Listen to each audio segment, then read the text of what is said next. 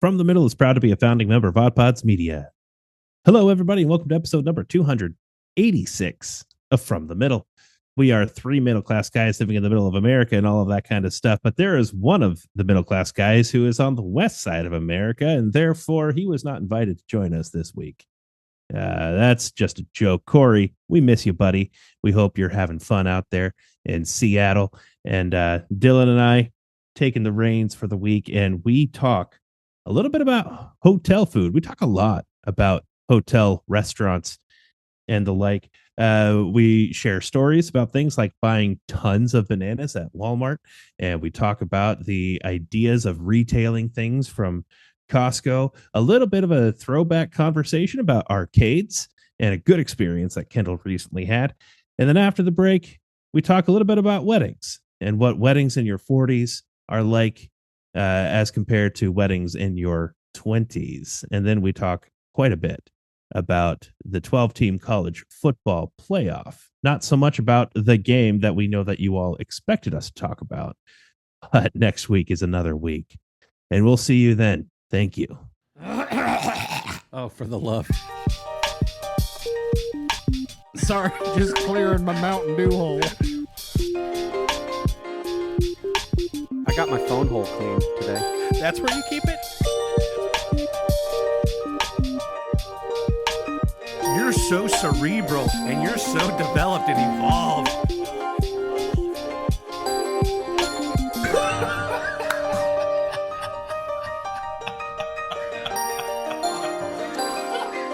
From the middle after dark over here. Hi, everybody. So this is Kendall, and over there is Dillon. And we are without video. So if you're on YouTube and you're just looking at the thumbnail image there the whole time, that's going to be up there the whole time. It's pretty cool. You can study it and critique Corey's work and let us know how awesome it is.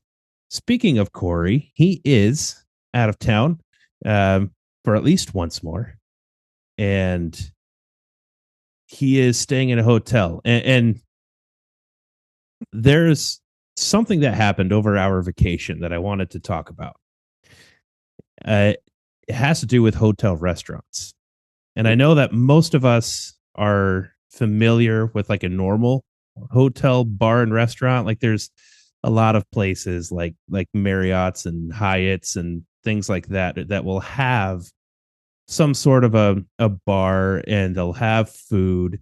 They'll have some room service. It's always, they all have the same menu. You can get a cheeseburger or something pretty much 24/7. And if you go to the hotel, quote unquote, restaurant, it's not really a restaurant per se. It's a bartender who's like pulling something out of the microwave in the back. Yeah. So that kind of hotel restaurant. And then there's hotels who feature a restaurant. They have an actual restaurant operated by an actual chef. And people who do not stay in the hotel will come to that restaurant and eat in that restaurant. These tend to be the fancier hotels. Right. And then you have places like Great Wolf Lodge and the like, which I like to call the poor man's Disneyland or the Universal Studios for the Walmart equivalent. Yeah. And it was a great time. But places like that also often have hotel restaurants that are kind of something else. And these days, I feel like a lot of them are trying to be like the Americana restaurant that became also popular in the 90s. And they're still around. Actually, I think kind of making somewhat of a resurgence now. They're like building new Chili's and things like that now again. And so that's what Great Wolf Lodge had, was that kind of restaurant. What I'm confused about is what kind of food to expect. I don't know. We had an experience at the Great Wolf Lodge restaurant, and I don't know if our expectations were off or what it was, because you walk in and it's that kind of place that has like American bar kind of thing. There's, like a fake but almost full scale model of an airplane hanging from the ceiling, and other sort of like sporting type paraphernalia, Yeah. decorating the walls. and a menu that basically matches that and what you would expect. Um, but we showed up at the time that they opened for it was either lunch or dinner, and they had on their menu something that I thought seemed fancy, which was a roasted half chicken Oh, yeah. with mashed potatoes and other things. And so I ordered it. And what showed up was definitely deep fried, not roasted. And I'm pretty sure it wasn't deep fried that day. Oh, It was like dry. It seemed like it had been probably cooked twice. oh no. Um, it was dry. It tasted bad. It wasn't even what was described on the menu. Uh, it was super tiny. Um, and the rest of the food wasn't any better than that. That's just specifically what I got. And then even when we showed up. Have you seen that commercial where Nick Saban is like an Airbnb host? Yeah. There's like a couple of those commercials, and the one is like he's like check-ins at 3, and they're Yeah. like it's 2:55. I know. We had that experience with a very soft-spoken, meek hostess who, Oh. like, seriously, you had to ask her to repeat herself 15 times to understand what she was trying to say. And we showed up. It was literally like the equivalent of 2:59, Oh. and we opened at 3. Thing. We're like, yeah, we know it's 2:59, and then she didn't say anything. She just kind of like slowly walked over to the hostess desk, Yeah. didn't pay us any attention. And then over the course of the next 5 minutes, there's like other employees who are like walking up to the desk and checking in, and like a manager kind of person coming out to talk to them and saying, oh, where you been or whatever, or we're glad you're here. Things like that. It didn't seem like it was they were there covering for somebody, although who knows, it could have been something like that. But employees walking in at 3 o'clock when they open, and here we are walking in trying to get lunch or dinner. It wasn't actually 3 o'clock, it was an appropriate lunch or dinner time. And so finally, after all of that settles down, she takes us to a table where then we sit down, order, and eat. Took forever for the food to come. I imagined that people who were in the kitchen were just showing up instead of showing up and being ready for service. They were showing up at service time, and I'm pretty sure that they were reheating food from yesterday. Oh. And like I said, what I ordered isn't even what I got. Oh. Do you think it was like a Cornish hen, like a smaller bird than like a chicken? Or you think it was a chicken that was just old and prepared wrong? I think it was a chicken that was old and prepared wrong. Yikes. And the whole thing befuddled me because it looks like a normal Americana restaurant. Yeah. And my experience with hotel restaurants isn't that. It's either the first one where it's like a bartender who disappears for a minute and comes out with your French fries, Yeah. or the super nice, like legitimate restaurant. People who are not staying at the hotel will actually come and eat at that place. Yeah. This was something in between that I had not experienced before. And I don't know if my expectations are off, that places like Great Wolf Lodge like just don't eat in the restaurant, that like it's not actually there for, like, if you want to go out to eat, go out to eat. You don't eat at that place. Right. That's if you're in a pinch. Like, Right. I don't want to leave the hotel. I just need a burger. Yes. And I'm just going to go sit at a bar and order a burger. Yeah. You know, I'm sorry. Was your story done? Is this Yeah. I mean, this that's where I the end of react? Okay. that story. Yeah. Okay. So I do have thoughts. Yeah. It's interesting because there's something about that kind of selection that feels inherently safe, in the sense that the menu, assuming it's prepared right, is probably safe, especially for a family. Yeah. But then, and you would assume something as large as Great Wolf Lodge, like there's context to making that pick, right? Like, you're in Great Wolf Lodge, you think it'll be fine. Right. But then the other variable is, do they actually know what they're doing when they cook the food? Is it good? Is this attached to some like, interstate motel where the food could be dicey? Hmm. If I'm in your situation and I'm at the Great Wolf Lodge, which might as well be high dining, high hotel experience in the Midwest, I would have totally assumed that it would have been safe. Yeah. Like, we're gonna go in here and order chicken fingers and cheeseburgers and some kind of chicken salad, and they'll have a prime rib sandwich, and it'll all be fine. It'll be fine. Yeah. I don't know what to do with your experience, and it's a weird. I don't know. And then sometimes I think, did I just catch this place on a bad night? Did somebody just relay my order wrong? Are they just Yeah. really trying to offload some old food that like they don't want to throw away and they think it's borderline not spoiled? How do I know I'm not just coming on a bad night and normally this place is fine?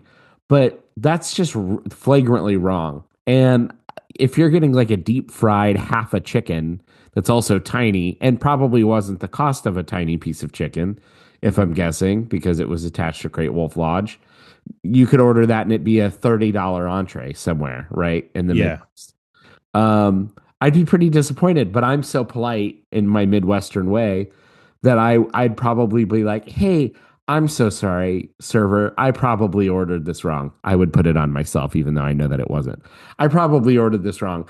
I thought that I read from the menu that it was like a roast chicken or a broiled chicken or baked or whatever. And this appears to be deep fried.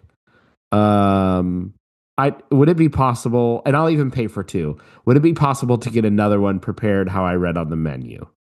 Uh, and they'll never charge you twice. But that's how I would have to handle it. But then I'd be so thrown off by the experience. Maybe I would just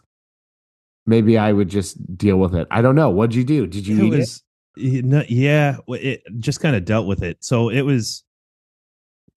Amy and I went in not wanting to eat that much. And so if I remember correctly, like we ordered that and like a Caesar salad. Yeah. But like the nice dinner size Caesar salad with the grilled chicken, also dry. Yeah. And I think our experience was just one of, from the get go, it was just regrettable Yeah. and it just kept getting worse. And so I think the second thing that you said, we're just like, we should have known better. While we were sitting waiting for our food, Amy did bring up like Google reviews or Yelp reviews of the restaurant specifically in Great Wolf Lodge. And had we read those reviews beforehand, Ooh. we would not have even tried. There was exactly Ooh. one other family who was in there eating with us. Ooh. It was, yeah, they have a bad reputation apparently Yikes. as a restaurant. They had we were before we ordered, we were contemplating on what we were going to do about breakfast the next day. Yeah. And because they had a thing, and we're like, oh, the price isn't bad. There's a breakfast buffet that you can pay for. Mm. And it seems to be okay. Or we could go to like the Sandusky Pancake House, which is just down the road. Yeah. And we are like, it's nice to not have to leave the hotel. We'll just do the buffet here. It sounds good. And then after that experience, we're like, nope, Pancake House. No, Pancake House. I've watched just too much Gordon Ramsay Kitchen Nightmares and seen too many reels of people cooking at home that I can't tell if it's like rage bait or serious, of people cooking raw, spoiled, bad, weird stuff. And then people are always singing like, "This is why you can't eat at other people's house." Uh, I've seen too much of that stuff to feel comfortable. I don't get weird about food at all. In fact, I'm probably way more laid back about it than most people. But if something is just glaringly wrong, it's really hard for me to not at least give my polite Midwestern, "Oh, I think I think this might have been wrong." Yeah. And it's really hard for me to not say something. I would have done the same thing at that point. No way I'm eating breakfast there. And it leads me to another point. I used to kind of be annoyed that people would like go to Costco or Sam's Club and buy like really like their cheaper bulk items and then go resell them at their own businesses. And then I Uh-huh. think, maybe that's probably better than some of these people trying to cook. You know what I mean? Like Indeed. they probably could have gone to Costco right before they opened, bought a bunch of the $6 chickens, chopped them in half down the middle, put them under a heat lamp, and charged 3 times what they paid at Costco, and it would have been a lot better and safer. Right. Um, and breakfast coffee places that go buy the jumbo muffins for like $8 for $12 for 8 of them and sell them for 3.50 each. I kind of get it. And Yeah. at some point, I'm almost grateful. Like if you're gonna suck at this part of having a restaurant, either don't do it or I'm not so mad as I'm not so frustrated as I used to be if you're gonna just flip food from other places that won't poison me, you know? Exactly. Yeah. And I think you're right. Costco and Sam's Club and those kinds of places, they stem from a business to business relationship, right? Right. Um, and so some of that feels organic, but like the expectation is that like the local quickie mart is the one buying the giant box of muffins and selling them in Right. their convenience store, not the diner putting them in a display case and then Right. selling. There's something feels dishonest about that specifically, although it's not necessarily any more dishonest than the guy down the street, other than they might actually try to pawn it off and pass it off as if they baked, as if Denise in the back was baking muffins all morning. Yeah. Yeah. um I mean, I agree. But at some point, if I can see the line cook scratches his butt crack and then put his hands back on the utensils, exactly. and sneezing his COVID all over the fryer, uh, ma- give me the $4 muffin from Costco. Yeah, I'll just there eat you that. go. There you go. Yeah. Can I tell you a story? I found out that Walmart has a policy of not selling to businesses for retail purposes. Interesting. And I don't know if there's a legal thing there or just a Walmart policy thing. The reason I know that, when I was in college, I worked at a gas station, and um, the owner of the store decided that they wanted to try to sell fresh fruit, and so um, we would get fresh fruit from the local Sam's Club and bring it in, and some of it would sell, but what really sold like crazy were bananas, specifically bananas. Apples would go Really? bad, oranges would go bad, bananas sold immediately. And then we found out that the bananas at Walmart are a lot cheaper than the ones we're getting with our business card at Sam's Club, Mm, which is just down the road. And so we begun buying bananas at Walmart, and we were selling so many of their bananas that like the owner, when she would stop in the morning, would go to Walmart and would buy like a dozen bunches of bananas sometimes. yeah.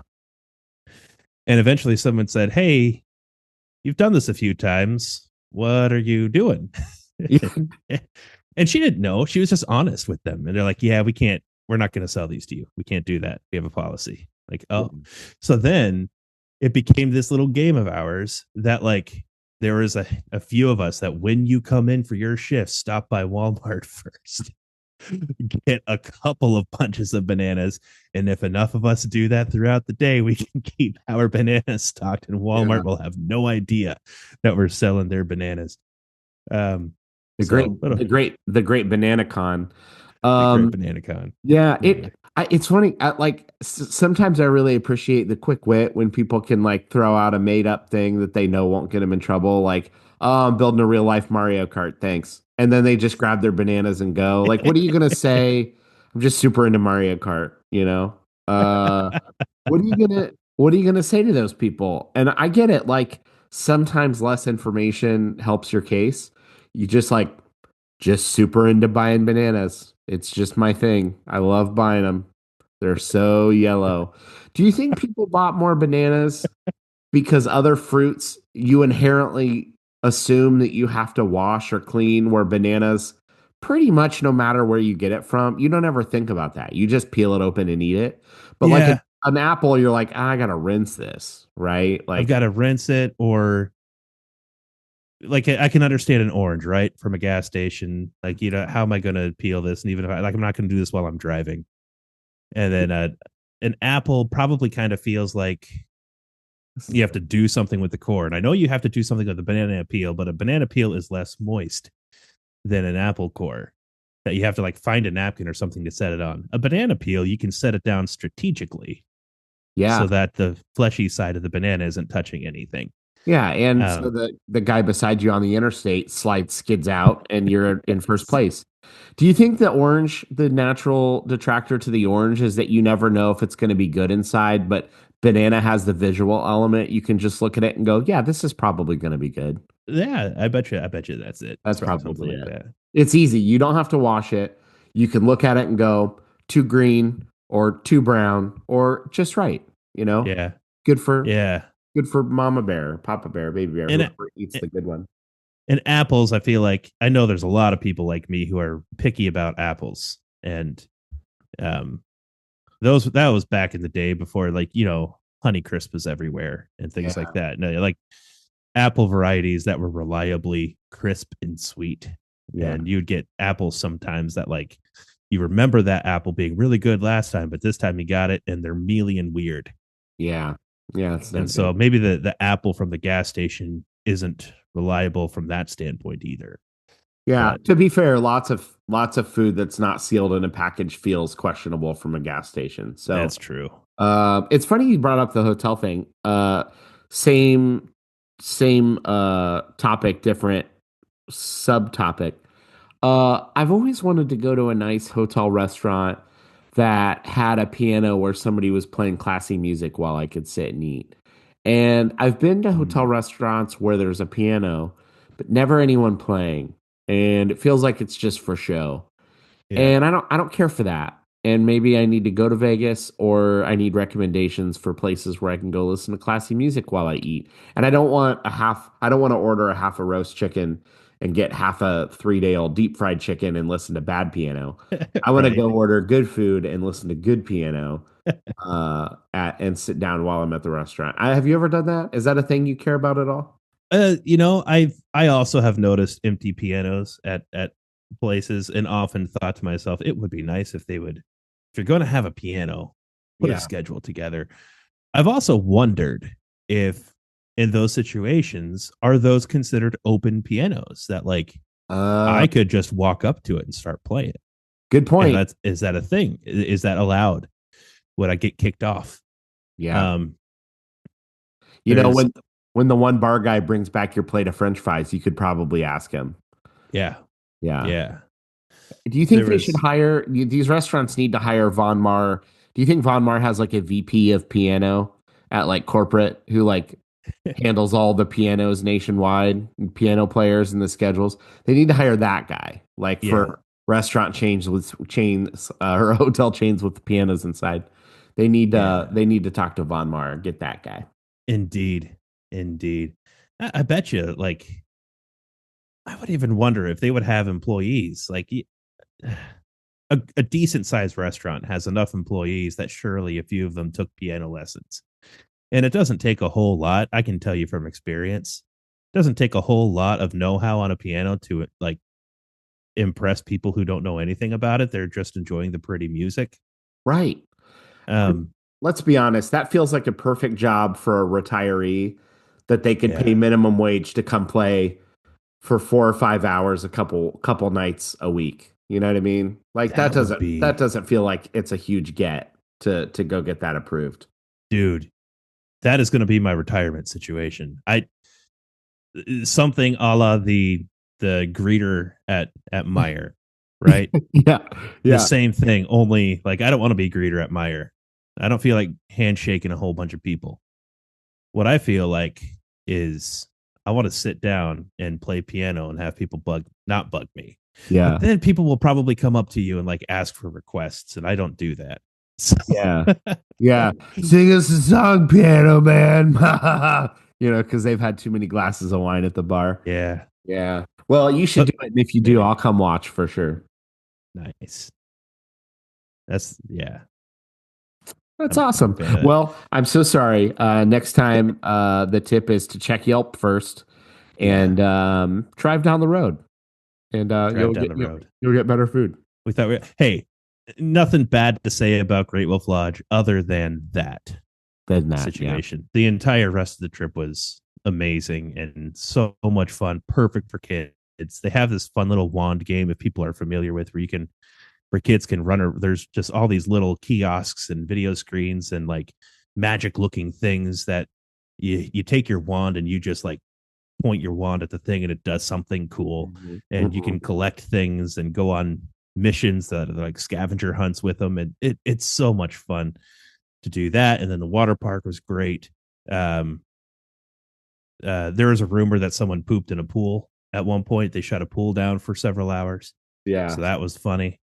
But no, it was good. I recommend Great Wolf Lodge. It was fun. It was a good experience. The arcade, I do want to mention the arcade really quick. The arcade is one of the very few things that is open 24/7. Ooh. Not only that, a big shout out to the Sandusky, Ohio Great Wolf Lodge arcade. It is well kept. The machines, all of them work. Wow. So many arcades, even like thinking back to my childhood when arcades were popular and in every shopping mall. And like you would go in and there'd be a small percentage of machines that were broken, out of order, or didn't even have a sign on them. They just ate your quarters. Yep. Everything at this arcade not only operated, but there weren't any levers or buttons or anything that were overworn, to the point of not working even a little bit properly. Everything worked and it was great. And I do know that on a lot of the machines that are designed to give you tickets, that the installer or engineer or tech or whoever, there's a setting on the inside of the machine where they can decide roughly how often jackpots are hit, or roughly how often. They can't determine, like, make sure it's the next person, make sure it's every 10th person, but they can put an average or a percentage in there of some sort Yeah. and determine frequency. It was a very generous arcade.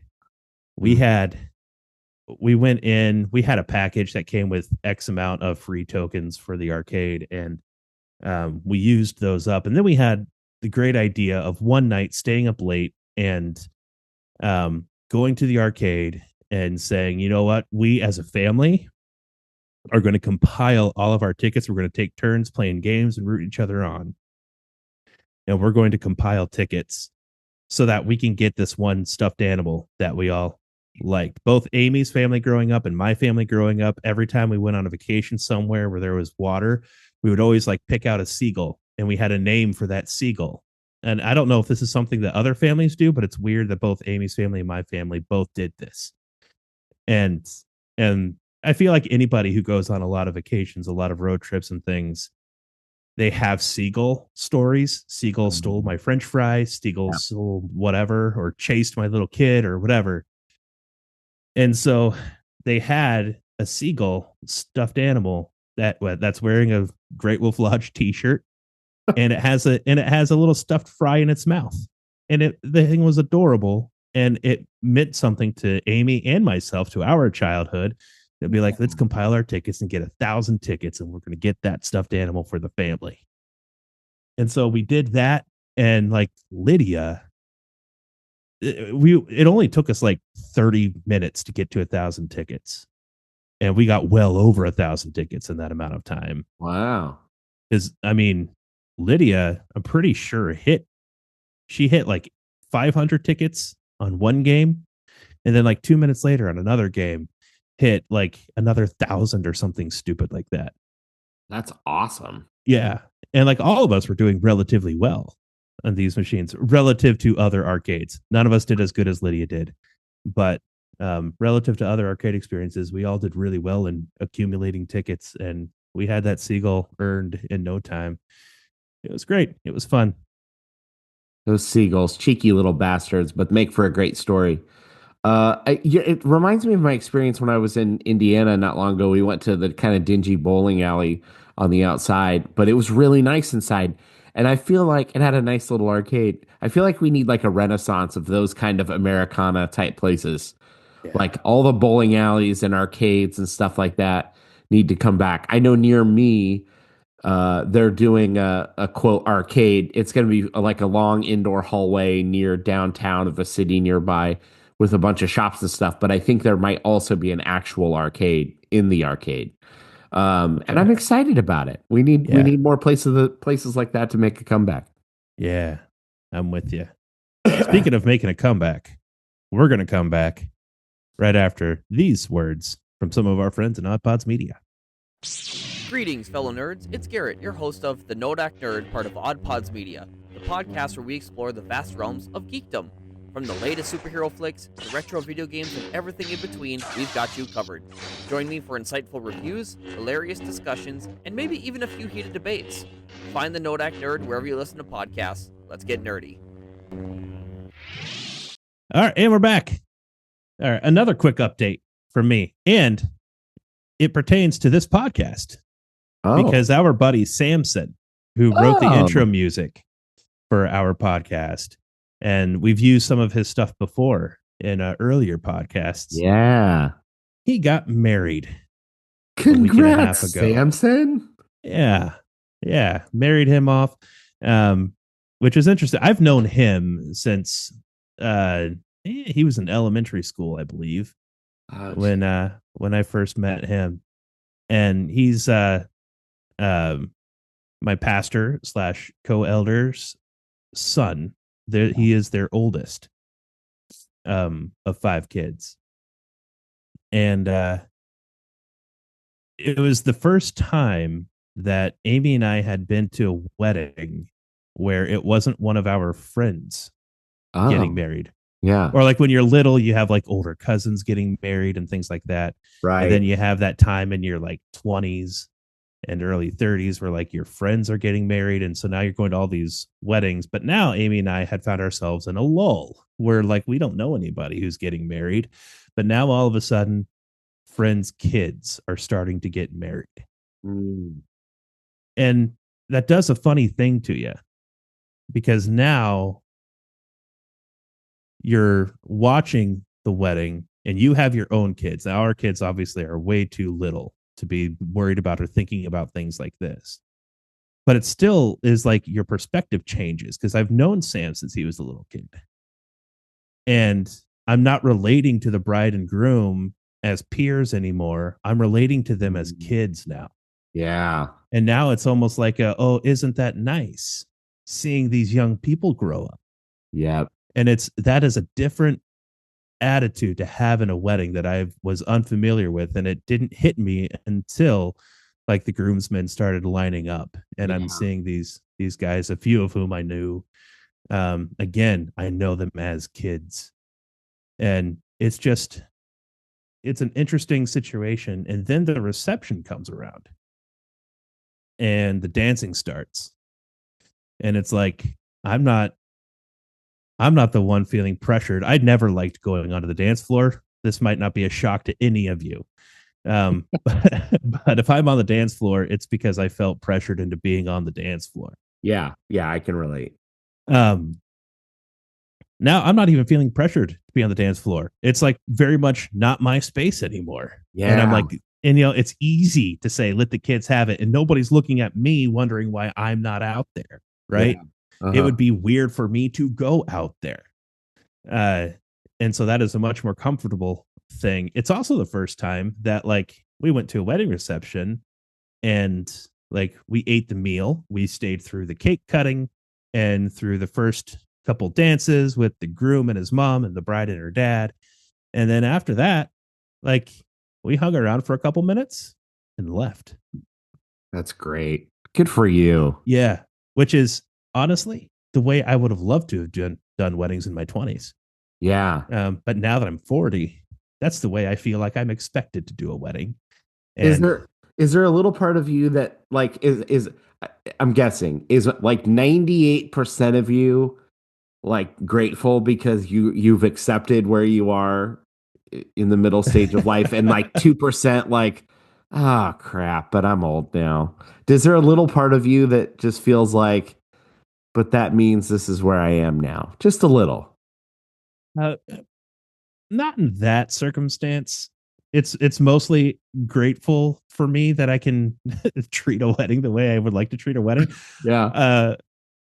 I do have my thoughts and my moments of like, man, my life is half over, but that's not crisis is not the correct term for that. But yeah, no, there are certainly times when I would like to go back to being more youthful and less responsibility and things of that nature. But a wedding fits me better now than it did before. It's funny that you say it. In my head, I'm imagining Saving Private Ryan when like the guy ages like in seconds to the really old man. And that's how you're feeling going to weddings now. That's not it, but that's what popped into my head. We haven't been invited to a wedding in a while, and I feel like I can say this because I think most people will get it because this is kind of our audience. I'm really grateful that I haven't been invited to a wedding, and that doesn't mean if I get invited that I can't be excited for the people while I'm in the moment Yeah. and while I'm there, and I can separate, but at some point you get the emotion of it doesn't overwhelm you to where the dominant emotion is sort of speaking for all the emotions. At some point you get old enough where you feel like you can parse out, I'm excited to be there for the people, but I'm not Right. excited to be there because of the logistics of what that day looks like. You know Yeah. what I mean? Like, Mhm. I don't like to your point, I don't want to feel dragged. Now, Corey, if he were here, would be like, he would be the one trying to drag you and I onto the dance floor. Absolutely. If he was at the same wedding, you and I are sitting there going, no, let the kids have it, waving them off like an old man on his porch. Like, no, let the kid, you know. But like I can separate those emotions and I know that they're both genuine at the same time. I'm glad I don't get invited to weddings. That Yeah. doesn't mean don't, because if I did, I would be grateful. I would be grateful to have been included, that somebody thought of me. I would be excited for the people getting married. And Yeah. at the same time, I'd have that moment where I go, okay, all right, what do we gonna do for this thing? You Yeah. know?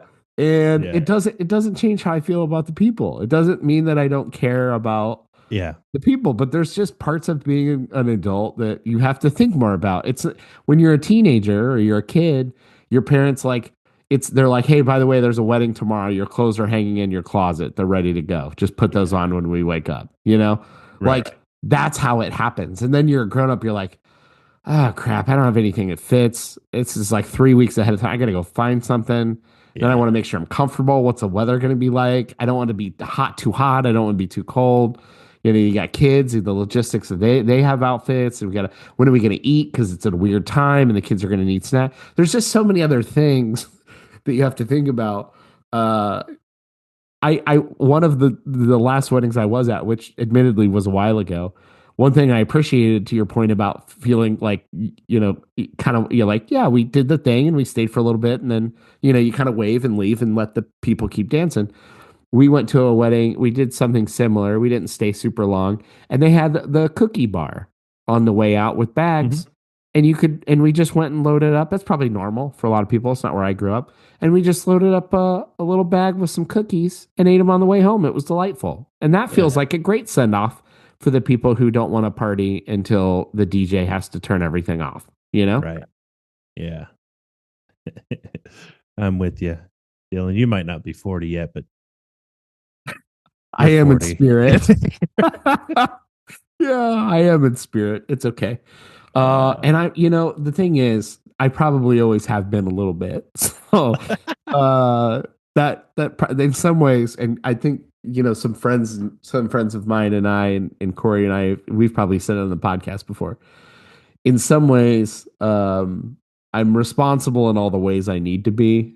You know, I work hard and I pay my bills and take care of my family and fix things when they need fixed or hire someone when I can't fix it and whatever. But in many ways, I'm still just a child and a teenager.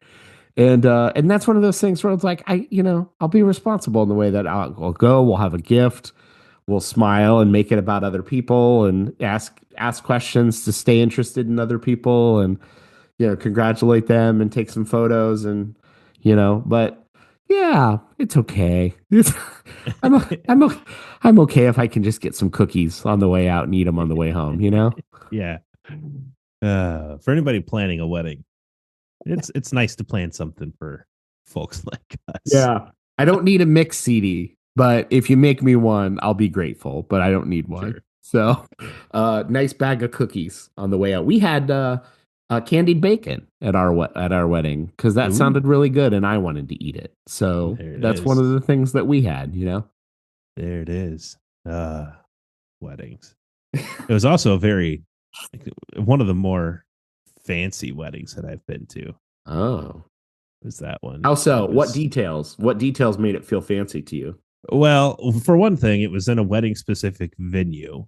Oh, And I had been to one wedding years ago at that venue before, and that wedding, which was equally as beautiful and wonderful and meaningful, it was for one of Amy's friends. And they rented out this one space, which is, I feel like, usually where the actual ceremony takes place. And then they have a separate building on the property where receptions occur. And this building, I didn't even know until this last wedding, has an entire second room that's gigantic behind it. wow. For the first wedding, it was let me put it this way. So this wedding that I just went to, the ceremony was in the same space, and then they had like a cocktail hour inside of the other building. And there were servers walking around with the fancy, like, here's your one giant jumbo shrimp cocktail on a cup, and it was servers walking around in like little tuxedo-ish kind of things with trays, and there's a beautiful charcuterie table counter kind of thing, Yeah. and an open bar, and you had this cocktail hour, which was while family of the bride and groom were getting pictures taken.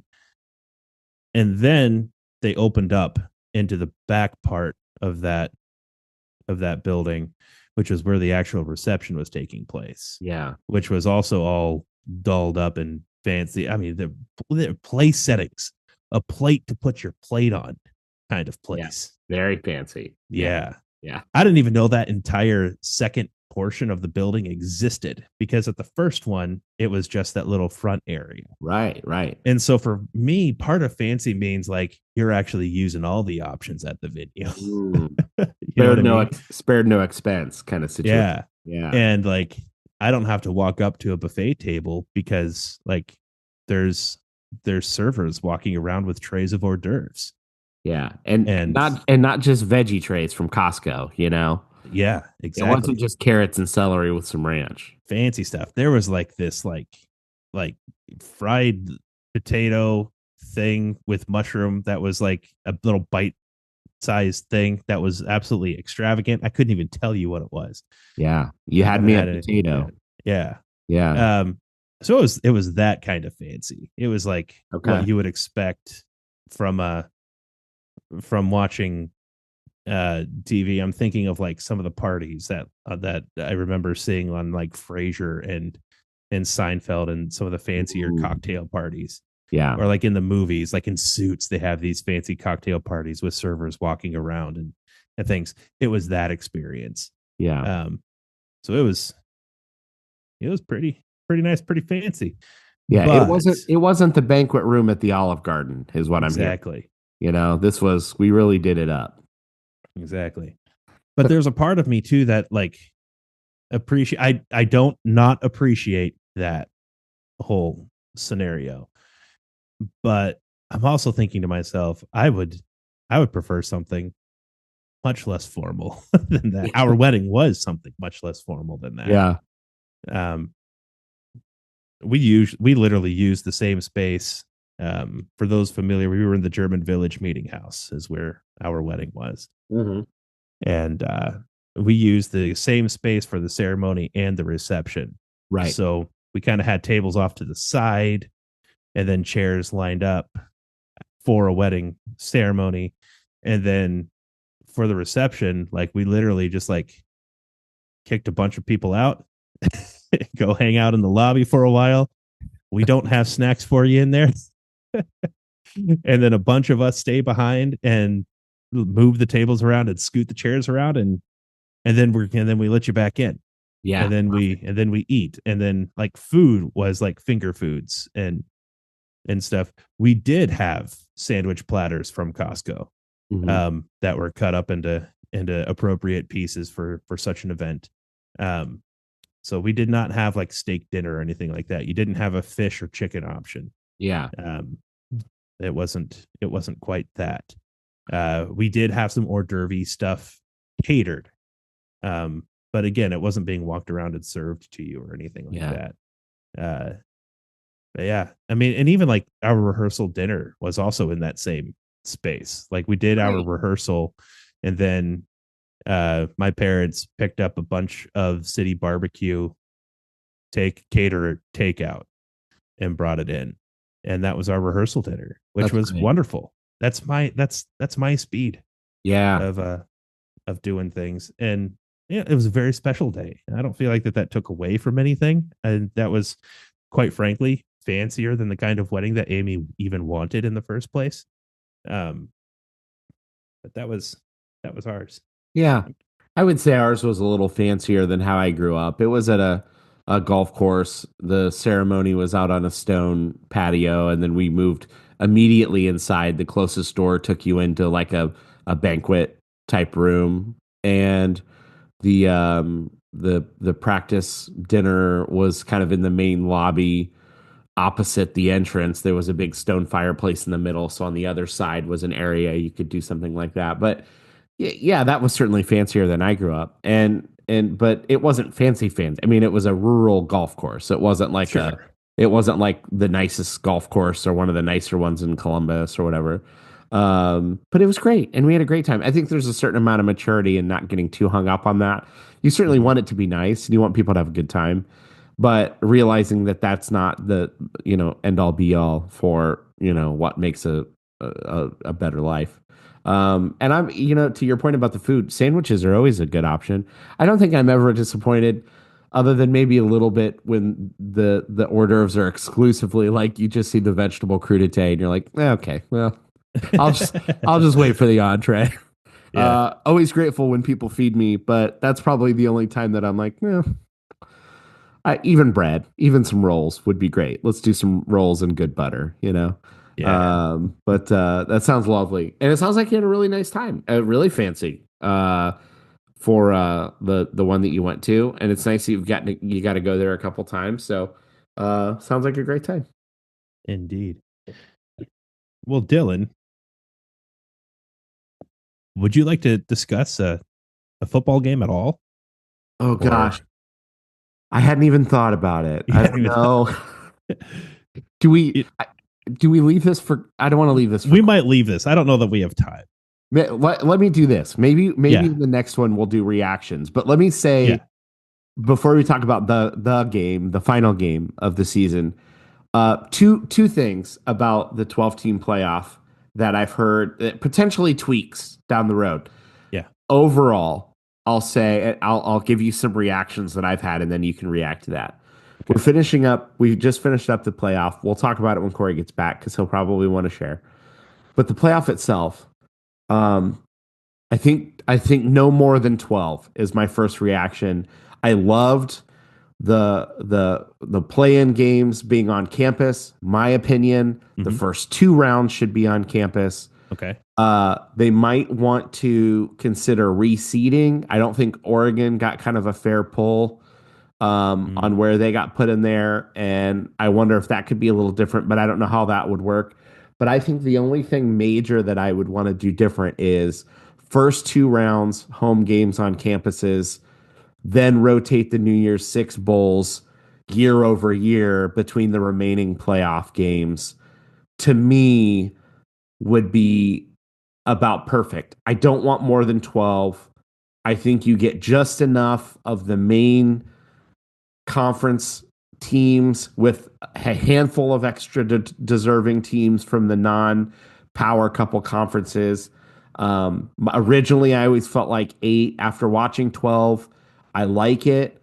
It kind of felt long though, and maybe they need a shorter window for the games, because it felt like it went on a long time waiting for the national championship to come. And I know it's not that much Yeah. later than normal, but it felt, watching all those playoff games, felt like, man, this is, it's a gauntlet. So those are some initial reads just from up to, but not including the national championship. Sure. Now that I'm thinking about it, and you can probably answer this, how did they do were the Power 5 conference champions, were they automatic top seeds or were they just automatically in? It's the highest ranked conference champions get the first 4 slots, first round buys, because Notre Dame doesn't play in a conference. Even if Right. they go undefeated, they can't get 1 through 4 ever. Okay. In the current format. They can never do it.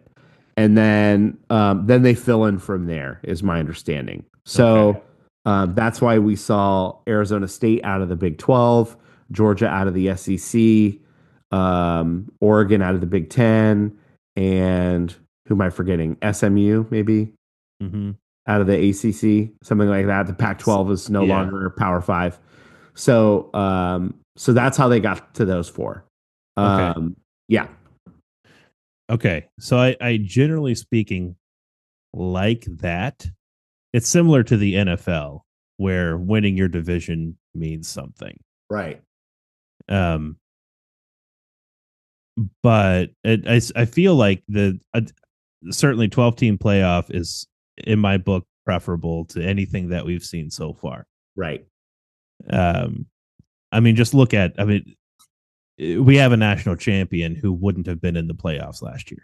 Right. It's good. Same with 10 years ago, to be Yeah. frank. In the first Mhm. 14 playoff, we wouldn't have been in that one either. Right. And so it's one of those where the same debate still exists, but it's less highlighted now. And that debate is the one of, should we put teams in based on what they have earned with wins and losses, or do we take a step back for a moment and say, let's forget about the wins and losses. It's the end of the year. We know who the top teams are, regardless of whether or not they lost to Michigan, or regardless of whether or not they lost to, Northern Illinois early in the year, or whatever it is. Or they lost a couple of games, but they were really close. So maybe wins and loss record, there's other teams who have a better record, but we know that they're not as good as the team who has the worst record.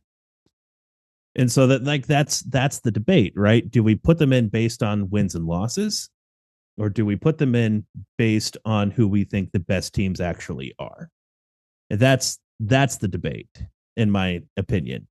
Yeah, I think, to your point, the debate still exists, Yeah. but it's significantly lessened when you're talking about 3 being left out with 0 losses because 1, 2, and 3 all had no losses, or an undefeated and 2 1-loss.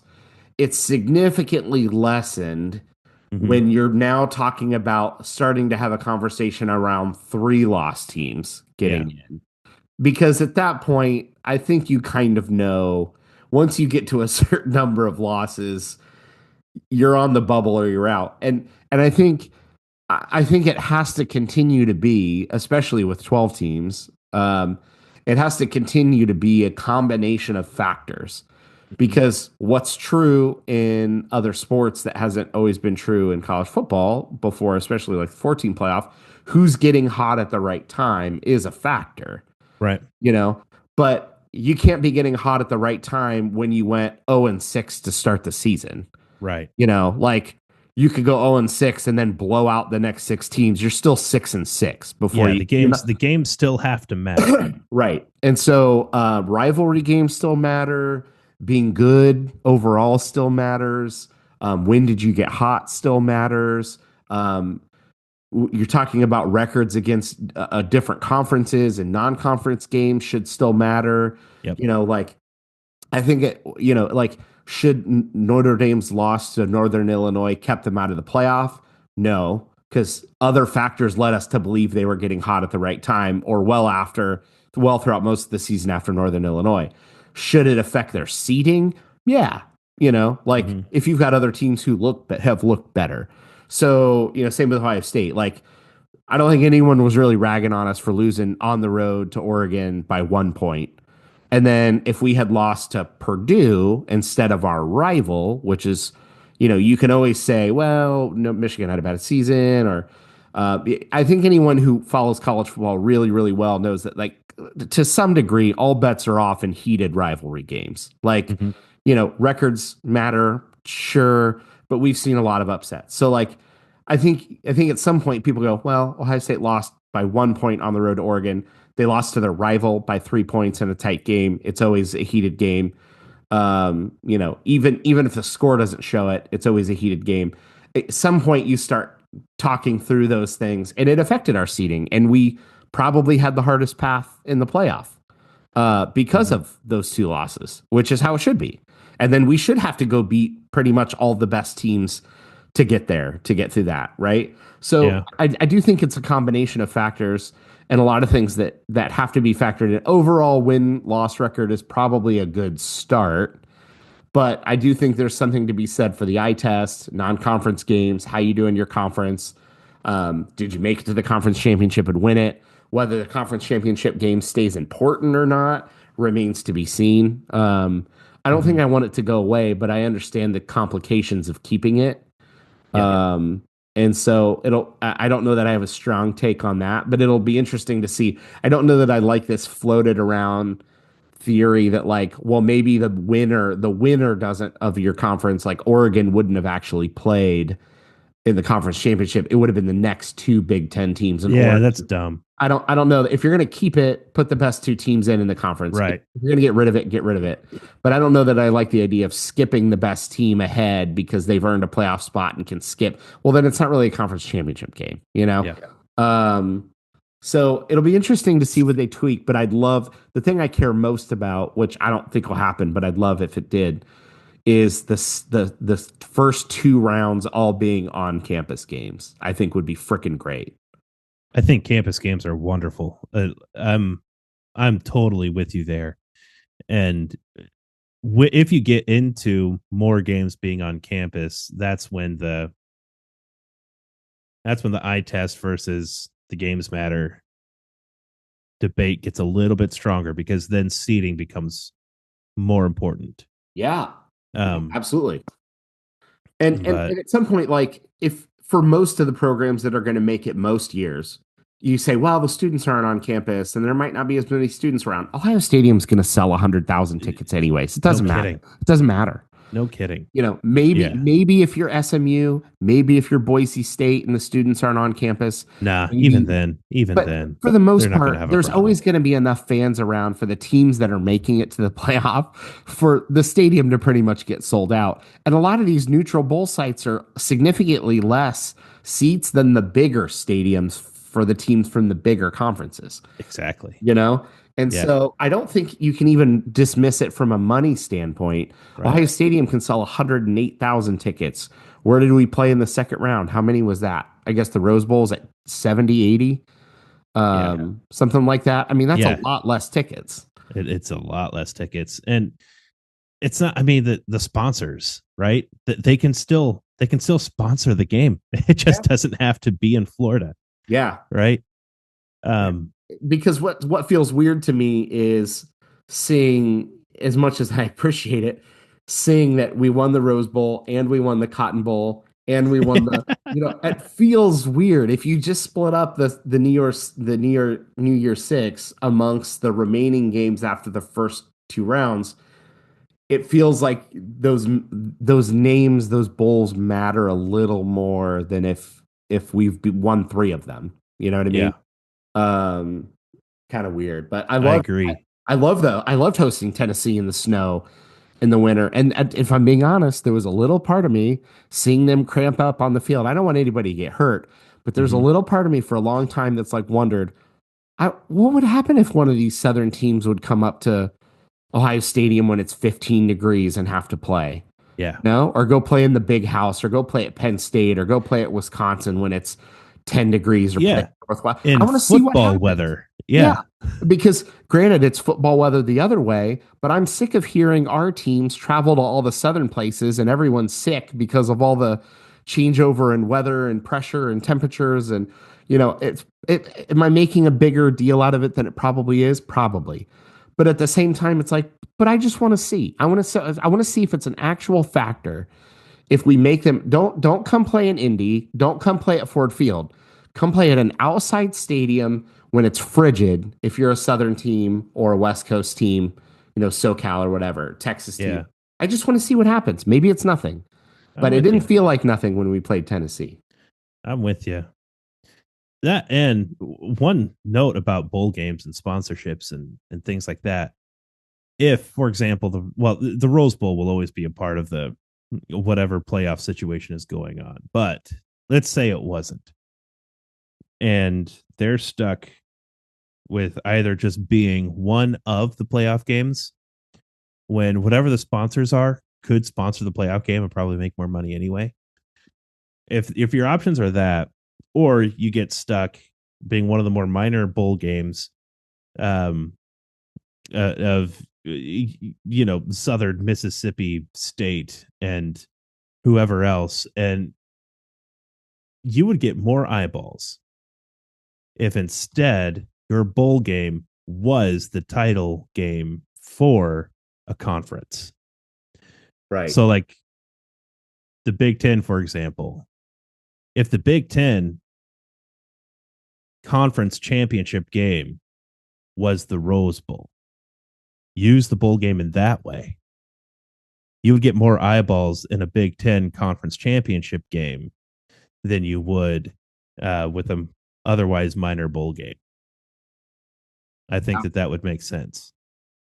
I love it. I just want to see stuff like your idea or my ideas. I just want them to have a real discussion about it. And there could be, look, they know way more than I do. There could be all kinds of reasons why it wouldn't work.